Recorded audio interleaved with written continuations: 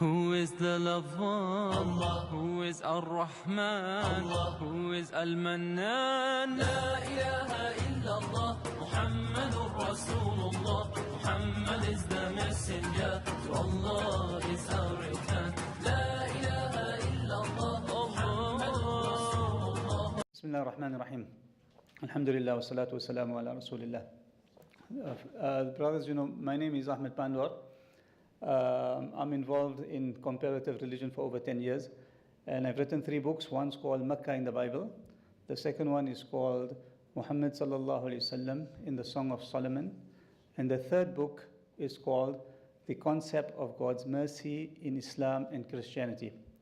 These books can be downloaded on the internet, or if you follow the page called Proclaim, you could see these books. Alhamdulillah, the book The Concept of God's Mercy in Islam and Christianity has close to, inshallah, over 10,000 reads, downloads, and we request yourselves to read that, because that book will help you in understanding how to give da'wah to the Christians, what the Christian mindset is, and how to tell them in a nutshell that the mercy, the rahmah, the forgiveness system of Allah is far beyond the need that the blood of Muhammad or the blood of Jesus or the blood of goats, rams or bulls be shed for the salvation of anybody. The concept of God's mercy in Islam and Christianity. Mercy in Islam and Christianity. Ar-Rahma fil Islamiyya wa Nasraniyya. Yeah. Sorry? Just type that in Google. Yeah. Type it in Google and voila, it's there. Right. And being in the apologetics field, you need to know what's happening in the everyday, worldwide apologetics environment between Muslims, Christians, atheists, Jews, Hindus, and agnostics, and anybody else.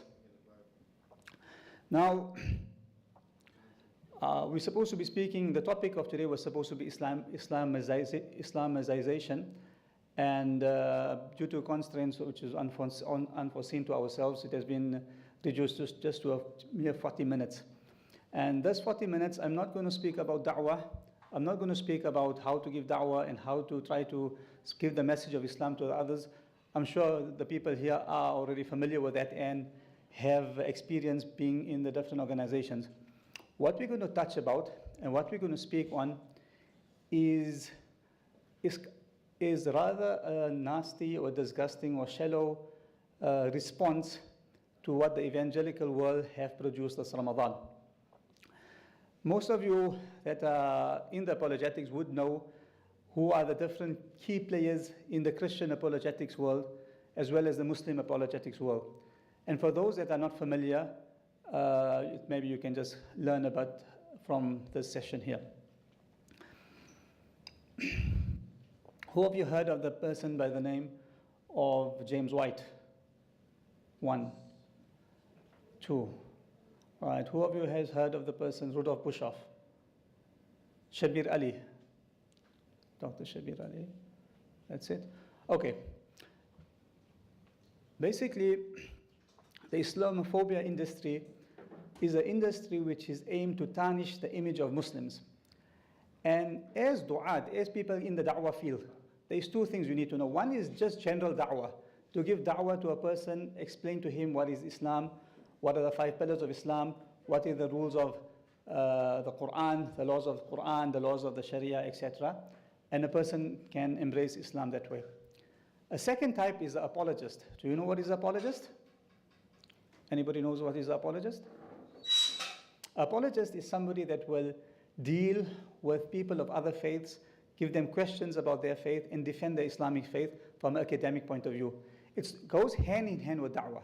It is not just inviting, but it is giving answers to questions given to you, and in the same token, giving questions or giving proposals or scenarios to people of other faiths so they can think and give you an answer about their faith, backwards and forwards. And you need this type of information if you're having a debate. You need this type of information if you're having an academic discourse with somebody of a different faith, because you need to know what his book says. You need to know what the questions you will ask him. You need to know the answers he's going to give you, you need to know how to rebuttal it and how to bring him closer to the Islamic view, or to harmonize things and to make things beautiful. Now, unfortunately, in the Christian world of today, there's been a group of Christians who have done or went down a path of mockery, of disgust, of insulting the Prophet Muhammad sallallahu alaihi wasallam, insulting the Quran, insulting the Hadith. And the way they have done it, it is a despicable, horrible, horrendous type of video series which they have produced in order to tarnish Islam, and in the same token try to win customers for Jesus Christ. Although many good Christians would never accept it and would never accept such type of disgrace and mockery in the name of the cross, sadly this group of people have went to town in shaming the Muslim people. What they have done, I'm going to use their names. The series is called the Islamicize Me series. Yeah, we saw that. You see that? So now we're going to try to give, there's many other apologists like ourselves and throughout the world that will respond to it. And well, not that we respond to it because we have it, we think it's something beautiful or something of something to tackle, but it's rather a disgrace. The normal Muslims like myself normally just brush it aside and say we don't have time for things like this, because those people who mock the religion, we rather not dedicate our time and energy in speaking to such type of childish people. Rather, we would concentrate on speaking to people with more intelligence and people that want to know stuff via academic qualifications. So basically what they have done, David Wood, Sam Shamoun, Vocab Malone, and there's another gentleman there as well. They have basically created a 30-day series in Ramadan that every day they're having a series to mock the Muslims. So what they have done in the start, they put in Nazm or some type of Arabic slogan, and then they wake up, Fajr time, hey, get up for Fajr, man! And the guy was all sleeping, ooh, and then they get up for Fajr. And then they say, what are we going to do for today? They're going to say, okay, this hadith says we need to do so and so. Then they refer to a backpack, and in the backpack, they put the backpack, a picture of the backpack, where the Kaaba is, and people are making tawaf, and sing a stupid backpack type of music, asking backpack, what do we do? Yes? Yes. So what they're trying to do then, they playing with your emotions, they're making you feel disgusted. Then they have one topic for a day. There are 30 topics and in the most despicable, horrible manner, falsely portrayed things and twisted it and lied about Islam in order to tarnish the hadith. Now, if this was done by an agnostic, or if it was done by people without any faith or morals, or done by people who claim to be atheists, it would be fine. It would be one of those things, like, okay, it's just one of those things.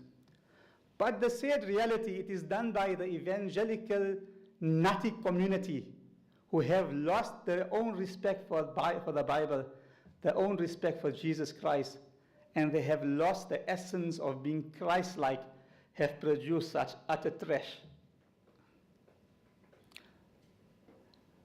As Muslims, we know we have taqwa. We want to have a qalb salim. Similarly, the Christians would like to have a Christ-like character. Am I right, Sam? Sam is a Christian who became a Muslim. The Christ-like character and qalb salim is very similar.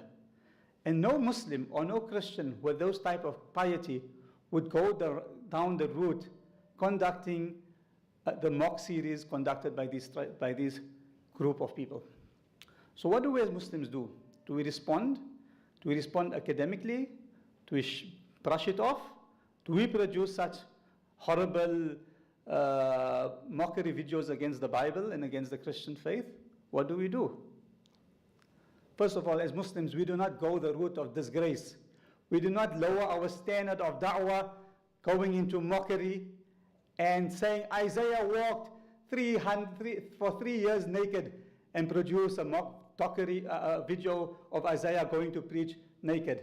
And if we have to open the passages of the Bible, there's a ton of things we could make a mockery of, but our faith And the teachings of Muhammad sallallahu alayhi wasallam has taught us that do not insult them in a way which is not fair. As the Quran says, وَلَا تَسُبُّوا الَّذِينَ يَدْعُونَ مِن دُونِ اللَّهِ فَيَسُبُّوا عَدْوًا MashaAllah. They do not speak bad of a deity besides Allah, lest in turn they would speak bad of Allah.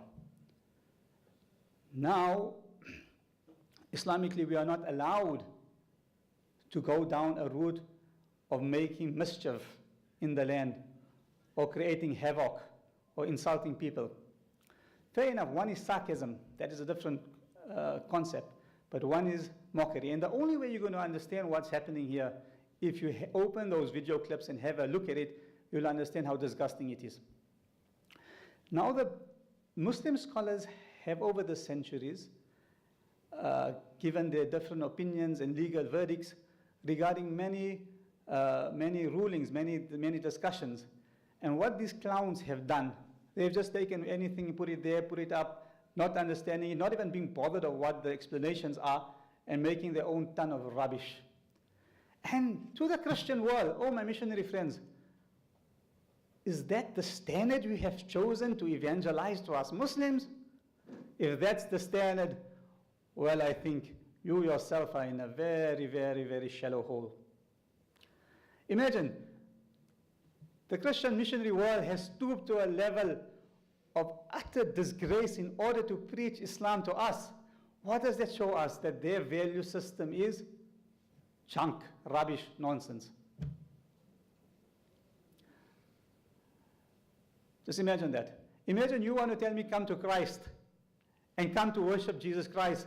But when I look at you, David Wood, Sam Shamoun, Pamela Geller, and all you Islamophobes out there making a buck, not interested in truth or any academic value, you show me that you have sold your faith in Christianity. You have sold your faith in the love of Jesus. You have sold your faith in morality to preach what your own books say do not do. The Bible says do not call your brother a fool, lest you be the least in the kingdom of heaven. Now imagine you have the audacity to insult the whole Muslim faith and the Muslim people with such rubbish, and you think you're going to have place in the kingdom of heaven? I don't think so. And you think you are doing this to invite others to the cross, and you might be having 2 or 3 people that said, okay, we left Islam and now following the cross just because of the videos of the Islamicize Me series and the explanations. You think that's going to help? No, it doesn't, because your own kind, Pastor Sam Shamoun, Pastor Sam and many other, James White, even South Africa's Rudolph Bushoff, as well as the other clergy of the country, are in total despair and total hopelessness of what you have done, O Islamicize group. And the other part, okay, let's see what they've done. First of all, David Wood wore one thobe for 30 days. He didn't change his cloth. He wore one thobe. The other guy had earrings. No Muslim wears earrings, 2 earrings and comes there. The other guy, he comes, I think he comes Fajr time and wakes up people for Fajr with what? With swearing words, F's and B's. How do you wake up somebody for Fajr with a swearing word? That's not Islamic law. And let's just go into answering a few of what happened, a few instances in those series. First of all, the issue of urinating. The Muslims feel that we are من المؤمنين رجال رجال يحبون يتطهروا, people who love to be clean. Now they make the first episode they made a mockery where if you're going to make number 1 and if the urine droplets splash on your clothes, then you should as Muslims we should stay away from that because we are clean people. Now they started mocking that, no, I went to the toilet and my whole shoe got messed, and that shows you filthy. We Muslims, we're proud to be clean. And if you want to make a mockery, we cleaner people than you. The next video, they made many stupid videos. The other video they had, which is they kind of play that Muslims do mut'ah. Muslims do not do mut'ah. That is a Shia branch of the Muslims, which has nothing to do with the mainstream Muslims. Mut'ah is not acceptable. So what they do, David White this David Wood fellow, he goes on the phone and he like calls a muta agency. He calls a muta agency, then they call a woman in and they do the muta, and then they call in a pump. And then they fight with a pump. Come on, what are you talking? This is not Islam the Muslims know about. No Muslims do this. Then they have another series that the Muslims are ordered to kill dogs. This enemy of Allah. David goes into he goes into one place, he takes a butcher knife and he kills the dog, and all blood comes on him, and he's showing how atrocious and how evil it is, and how he kills the dog, and using the hadith to say that to kill. No, he's mixing everything upside down to show you and to paint to you the most horrible negative picture of Islam. And it's all gimmicks, and just the object is who knows what kind of object they are, how mentally sick they are. And the other part which they made a big mess up in is they say if a Muslim wants to have a type of a relationship with a fellow Muslim lady who is not her mahram, then you have to breastfeed her, you have to wean from her, and the moment you wean from her, then she's automatically your sister. Well, where did you get that? Then they quote one narration of Sahla without understanding anything of the Quran. In the Quran it is clear cut that the weaning period of a child is only 2 years.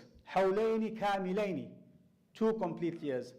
After the period of 2 years, there is no weaning. You cannot establish foster brothers or foster sisters from the weaning or from the suckling of a foster mother after the infant passes the age of 2 years. And they use this one hadith and they try to jumble it up when there's many, many other narrations where the Ummahatul Mu'mineen, the wives of the Prophet, clearly, explicitly, beautifully explains that there is no weaning after the age of 2 years, and they have also not weaned anybody if anybody wanted to be close to them. Now these clowns, these enemies of Allah, what they have done, they brought in a lady by the name of Debbie in the video. Debbie comes in with niqab, and they tell Debbie, oh Debbie, you want to become a Muslimah? MashaAllah, MashaAllah, come, we're going to make you a Muslim. Today's job, we're making a Muslimah. Then they say, Debbie, you know, in order for us to make you a Muslimah, and to speak to you or to have a system of mahram, that means a system of a guardianship, we need to wean from your breasts. Some of you have not seen this video, so you might not be so emotional, or you might not really grasp what I'm saying. But these enemies of Allah, these enemies of Jesus Christ himself, inspired by none that is holy or kind. What they've done, they take this Debbie, she lifts up her niqab, and she starts weaning 2 of these clowns, 2 of these evangelists. They start sucking on her breast. David Wood on the right-hand side, and the other fellow on the left-hand side. And they start drinking the milk. And every now and then they pop up to show, okay, I had 1 sip, I had 2 sips, I had a glass of milk, or whatever, and they mock. And they explain that now, this is the Islamic procedure for somebody, a sister, to come into Islam. Now, for 1,400 years, no Muslim scholar, no Muslim businessman, no Muslim doctor, no Muslim da'i ever did that. Never practiced it.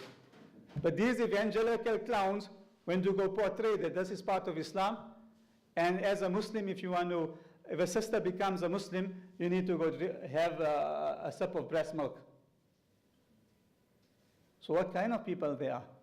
Why I'm built up, why I'm angry about it is because in my life in this world, I've met many, many